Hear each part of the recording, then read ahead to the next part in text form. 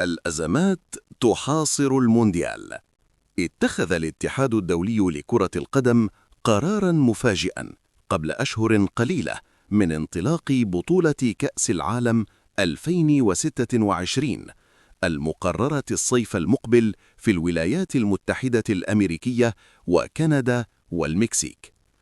وتواجه بطولة كأس العالم المقبلة تحديات كثيرة، خاصة بعد الأزمات المتلاحقة التي تفجرت قبلها، بداية من العنف في المكسيك وصولا إلى الحرب الدائرة في الشرق الأوسط بين أمريكا والكيان الصهيوني من جهة وإيران من جهة أخرى. وقالت صحيفة ذا صن إن الاتحاد الدولي لكرة القدم فيفا ألغى بشكل غامض 2000 غرفة فندقية في المدن المضيفة لكأس العالم دون تقديم أي تفسير. ستنطلق البطولة في أقل من 3 أشهر، لكن المنظمين قاموا بتغيير خططهم.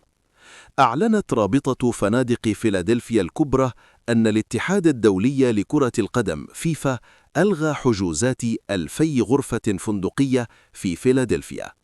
وسبق أن حجزت الهيئة الإدارية لكرة القدم 10,000 غرفة في المدينة. لم يقدم الاتحاد الدولي لكرة القدم فيفا أي تفسير لإلغاء البطولة الذي شمل 4 فنادق في وسط المدينة.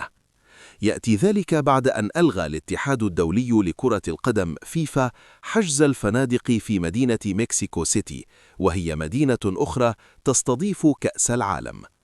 صرح المدير العام لجمعية فنادق مدينة مكسيكو ألبرتو ألبيران ليفا لصحيفة الفينانزيرو بأنه تم إلغاء 800 غرفة فندقية من أصل 2000 غرفة تم حجزها.